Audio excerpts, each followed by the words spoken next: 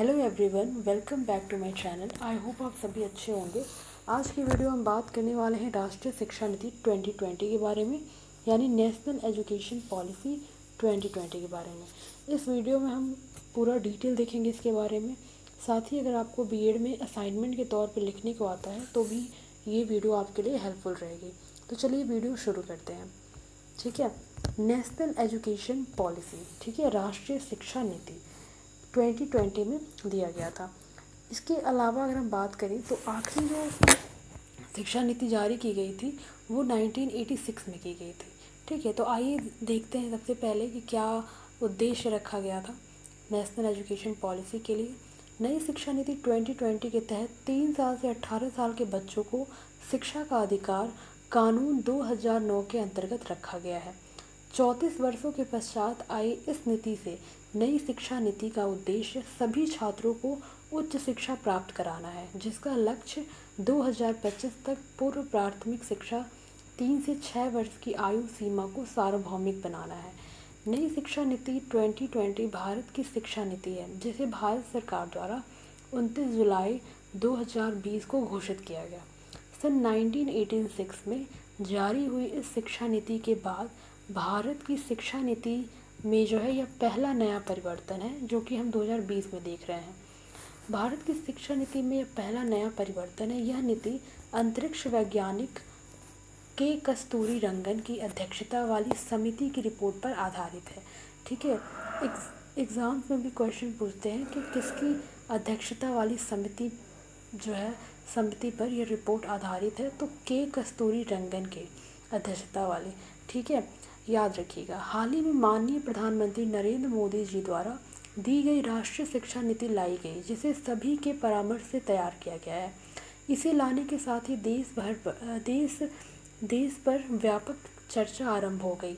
शिक्षा के संबंध में गांधी जी का तात्पर्य बालक और मनुष्य के शरीर, मन तथा आत्मा के सर्वांगीण एवं सर्वोत्कृष्ट विकास से है। उसी प्रकार स्वामी विवेकानंद का कहना है कि मनुष्य की अंतर्निहित पूर्णता को अभिव्यक्त करना ही शिक्षा है।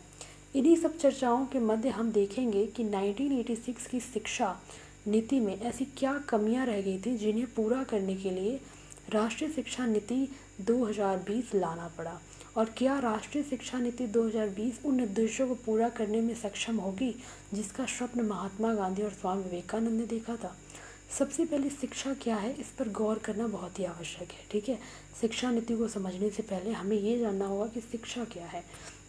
अतः शिक्षा का शाब्दिक अर्थ होता है सीखने एवं सिखाने की प्रक्रिया, परंतु अगर इसके व्यापक अर्थ को देखें तो शिक्षा किसी भी समाज में निरंतर चलने वाली सामाजिक प्रक्रिया है जिसका कोई उद्देश्य होता है और जिससे मनुष्य की आंतरिक शक्तियों का विकास तथा व्यवहार को परिष्कृत किया जाता है। शिक्षा द्वारा ज्ञान और कौशल में वृद्धि कर मनुष्य को योग्य नागरिक बनाया जाता है। ठीक है, गौरतलब है कि नई शिक्षा नीति 2020 घोषणा के साथ मानव संसाधन मंत्रालय का नाम बदलकर शिक्षा मंत्रालय कर दिया गया था। ठीक है, ये प्रश्न पूछा जा सकता है कि राष्ट्रीय शिक्षा नीति 2020 के दौरान मानव संसाधन मंत्रालय का नाम क्या रखा गया, तो हमें पता होना चाहिए कि उसका नाम जो है शिक्षा मंत्रालय रख दिया गया, यानी मिनिस्ट्री ऑफ एजुकेशन रख दिया गया। इस नीति द्वारा देश में स्कूल एवं उच्च पद्धति में परिवर्तनकारी सुधारों की अपेक्षा की गई। इसके उद्देश्यों के तहत 2030 तक स्कूली शिक्षा में 100% GER के साथ पूर्व विद्यालय में माध्यमिक स्तर तक शिक्षा के सार्वभौमिकरण का लक्ष्य रखा गया। ठीक है, कुछ महत्वपूर्ण तथ्य देखते हैं हम। अंतिम राष्ट्रीय शिक्षा नीति 1986 में बनाई गई थी, जिसमें क्या था कि वर्ष 1992 में संशोधन किया गया था, यानी 1986 से पहले भी जो राष्ट्रीय शिक्षा नीति लागू की गई थी वो 1992 में की गई थी। ठीक है, वर्तमान शिक्षा नीति अंतरिक्ष वैज्ञानिक के कस्तूरी रंगन की अध्यक्षता वाली समिति की रिपोर्ट पर आधारित है। नई राष्ट्रीय शिक्षा नीति 2020 के तहत वर्ष 2030 तक सकल नामांकन अनुपात को 100% लाने का लक्ष्य रखा गया है। नई शिक्षा नीति के अंतर्गत केंद्र व राज्य सरकार के सहयोग से शिक्षा पर GDP के 6% हिस्से के सार्वजनिक व्यय का लक्ष्य रखा गया है। नई शिक्षा नीति की घोषणा के साथ ही मानव संसाधन प्रबंध मंत्रालय का नाम परिवर्तित कर शिक्षा मंत्रालय कर दिया गया। तो ये महत्वपूर्ण तथ्य थे, आपको भी ये सारी चीज़ें डालनी पड़ेंगी अपने असाइनमेंट में। राष्ट्रीय शिक्षा नीति के प्रमुख बिंदु क्या थे, आइए देखते हैं। पहला था स्कूली शिक्षा संबंधी प्रावधान। ठीक, नई शिक्षा नीति में क्या किया गया था, 5+3+3+4 डिज़ाइन वाले शैक्षिक संरचना का प्रस्ताव किया गया था, जो कि 3 से 18 वर्ष की आयु वाले बच्चों को इसमें क्या किया गया था, शामिल किया गया था। पहले क्या था, 10+2 की जो है 2 था, 10+2 था, जिसमें क्या था, बच्चे जो है 12 साल तक जो है शिक्षा प्राप्त करेंगे। ठीक है, 12 साल तक क्या करेंगे, शिक्षा प्राप्त करेंगे। दूसरा था 5 वर्ष की फाउंडेशन। अब हम इस डिज़ाइन को देखेंगे, जो 5+3+3+4 है, तो इसमें 5 वर्ष जो लिखा है ना, 5 वर्ष का जो स्टेज था वो फाउंडेशन स्टेज था। यानी इसमें बच्चे जो है 3 साल तक प्री प्राइमरी स्टेज में होंगे। यानी बच्चों का कोई ऐसा नहीं है, मतलब बच्चे जो है प्री प्राइमरी स्टेज में होंगे, बच्चे खेलेंगे कूदेंगे, उसके बाद जो है उनकी क्लासेस शुरू होंगी। तो इस स्टेज में जो है 3 साल बच्चों का प्री प्राइमरी स्टेज होगा, और प्लस जो 2 साल होंगे वो क्लास 1 और क्लास 2 होंगे। ठीक, उसके बाद जो 3 वर्ष की जो स्टेज होगी वो होगी प्रोपरेटरी स्टेज। प्रोपरेटरी स्टेज में जो है बच्चे जो है 3, 4, 5 क्लास को देखेंगे, पढ़ेंगे। ठीक है, 3 वर्ष का जो है, उसके बाद फिर 3 है, तो 3 वर्ष का जो है मध्य या उच्च माध्यमिक चरण ग्रेड 6, 7, 8 होगा। ठीक है, मतलब कहने का ये है कि जो 3 वर्ष का होगा ना, 5 हमने देख लिया, 5 में जो है प्री प्राइमरी स्टेज आएगा, 3 साल तक बच्चे प्री प्राइमरी स्टेज में होंगे। उसके बाद वो जाएंगे क्लास 1 और 2 में। फिर तीसरी स्टेज में होगा, उसको हम प्रोपरेटरी स्टेज कहेंगे। इसमें बच्चे 3, 4 और 5 देखेंगे। और उसके बाद फिर 3 है, तो इसमें बच्चे 6, 7, 8 को है 8 की क्लासेस करेंगे। 4 वर्ष की उच्च या माध्यमिक चरण ग्रेड जो है वो 9, 10, 11, 12 ठीक है के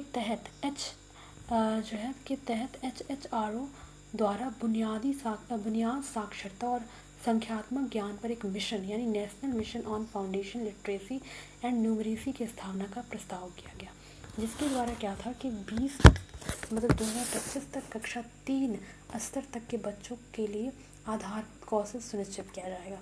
ठीक है, तो ये रहा। उसके बाद जो है दूसरा है भाषाई विविधता का संरक्षण, नेशनल एजुकेशन पॉलिसी, जिसको हम शॉर्ट में NEP भी लिखते हैं। इसमें क्या है कि कक्षा 5 तक की शिक्षा में मातृभाषा स्थानीय क्षेत्रीय भाषा को अध्ययन के माध्यम के रूप में अपनाने पर बल दिया गया। साथ ही इस नीति में मातृभाषा को कक्षा 8 और आगे की शिक्षा के लिए प्राथमिकता देने का सुझाव दिया गया था। ठीक है, यानी उनको बच्चों को जो है उनके मदर लैंग्वेज में क्लास 5 तक जो है उनको जो शिक्षा दी जाए वो उनके खुद के मदर लैंग्वेज या स्थानीय क्षेत्रीय भाषा के माध्यम से जो है उनको दिया जाए। ठीक है, स्कूली शिक्षा और उच्च शिक्षा में छात्रों के लिए संस्कृत और अन्य प्राचीन भारतीय भाषाओं का विकल्प उपलब्ध होगा, परंतु किसी भी प्रकार की भाषा पर चुनाव की कोई बाध्यता नहीं होगी। तीसरा है शारीरिक शिक्षा, विद्यालयों में सभी स्तरों पर छात्रों को बागवानी, नियमित रूप से खेलकूद, योग, नृत्य, मार्शल आर्ट आदि को जो है स्थानीय उपलब्धता के अनुसार प्रदान करने की कोशिश की जाएगी, ताकि बच्चे जो है शारीरिक गतिविधियों एवं व्यायाम वगैरह में भाग ले सकें। उसके बाद जो है पाठ्यक्रम और मूल्यांकन संबंधी क्या सुधार किए गए। ठीक है, तो इसमें जो है इस नीति में प्रस्तावित सुधारों के अनुसार कला और विज्ञान, व्यावसायिक तथा शैक्षणिक विषयों एवं पाठ्यक्रम एवं पाठ्योत्तर गतिविधियों के बीच जो है बहुत अधिक अंतर नहीं होगा। कक्षा 6 से ही शैक्षणिक पाठ्यक्रम में व्यावसायिक शिक्षा को शामिल कर दिया जाएगा, और इसमें क्या है, इंटर्नशिप की व्यवस्था भी की जाएगी। राष्ट्रीय शिक्षा में शैक्षणिक अनुसंधान और प्रशिक्षण परिषद द्वारा स्कूली शिक्षा के लिए राष्ट्रीय पाठ्यक्रम रूपरेखा तैयार की जाएगी। छात्रों के समझ विकास के लक्ष्य को ध्यान में रखते हुए कक्षा 10 और 12 की परीक्षाओं में बदलाव किया जाएगा। इसमें भविष्य में सेमेस्टर या बहुविकल्पीय प्रश्न आदि जैसे कि सुधार शामिल किया जा सकता है। ठीक है, भारतीय उच्च शिक्षा आयोग के बारे में क्या लिखा गया है। नई शिक्षा नीति में देश भर के उच्च शिक्षा संस्थाओं के लिए एकल नियामक अर्थात भारतीय उच्च शिक्षा परिषद की परिकल्पना की गई है, जिसमें विभिन्न भूमिकाओं को पूरा करने हेतु कई कार्यक्षेत्र होंगे। भारतीय उच्च शिक्षा आयोग चिकित्सा एक कानूनी शिक्षा को छोड़कर पूरे उच्च शिक्षा क्षेत्र के लिए सकल निकाय के रूप में कार्य करेगा। ठीक है, HCI के कार्यों के प्रभावी निष्पादन हेतु 4 निकाय दिए हैं यहाँ पे। ठीक है, HECI के बारे में राष्ट्रीय उच्चतर नियामकीय परिषद के बारे में लिखा गया है कि यह शिक्षक सहित उच्च शिक्षा क्षेत्र के लिए एक नियामक का कार्य करेगा। दूसरा है सामान्य शिक्षा परिषद, यह उच्च शिक्षा कार्यक्रमों के लिए अपेक्षित सीखने के परिणाम की ढांचा तैयार करेगा, अर्थात उनके मानक निर्धारण का कार्य करेगा। उसके बाद है राष्ट्रीय प्रत्यापन परिषद। यह संस्थानों के प्रत्यायन का कार्य करेगा जो मुख्य रूप से बुनियाद, मानदंडों, सार्वजनिक स्वप्रकटीकरण, सुशासन और परिणामों पर क्या होगा, आधारित होगा। उच्चतर शिक्षा अनुदान परिषद की अगर हम बात करें तो यह निकाय जो है कॉलेजों या विश्वविद्यालयों के लिए वित्त पोषण का कार्य करेगा। गौरतलब है कि वर्तमान में जो है उच्च शिक्षा निकायों का विनिमय विश्वविद्यालय अनुदान यानी यूजीसी, अखिल भारतीय तकनीकी शिक्षा परिषद, राष्ट्रीय अध्यापक शिक्षा परिषद एनसीटीई के जो है माध्यम से किया जाएगा। उसके बाद जो है विकलांग बच्चों हेतु प्रावधान भी किए गए, साथ ही डिजिटल शिक्षा से संबंधित प्रावधान भी किए जाएंगे, ऐसा भी शिक्षा नीति में दिया गया है। नई शिक्षा नीति से संबंधित चुनौतियां अगर हम देखें तो राज्यों का सहयोग, महंगी शिक्षा, शिक्षा का संस्तुतिकरण, फंडिंग संबंधी जांच का पर्याप्त होना तथा वित्त पोषण, ये सारी चीज़ें चुनौतियां हैं इसको लागू करने के लिए। निष्कर्ष में है केंद्रीय मंत्रिमंडल में 21वीं सदी भारत की ज़रूरतों को पूरा करने के लिए भारतीय शिक्षा प्रणाली में बदलाव हेतु जिस नई शिक्षा नीति 2020 को मंजूरी दी है, अगर उसका क्रियान्वयन सफल तरीके से होता है तो यह नई प्रणाली भारत को विश्व के अग्रणी देशों के जो है समकक्ष ले जाएगी। ठीक है, तो ये कुछ जो है थे, आप इसको देख लीजिएगा, आगे पढ़ लीजिएगा। आई होप आपको ये वीडियो पसंद आई हो। ठीक है, साथ ही आपको ये वीडियो काफ़ी हेल्पफुल रहेगी स्पेशली असाइनमेंट लिखने में। ठीक है, तो अगर आपको वीडियो पसंद आई हो तो वीडियो को लाइक करिए, साथ ही मेरे चैनल को सब्सक्राइब करना बिल्कुल मत भूलिए। मिलते हैं नेक्स्ट वीडियो में नेक्स्ट किसी टॉपिक के साथ। Thank you.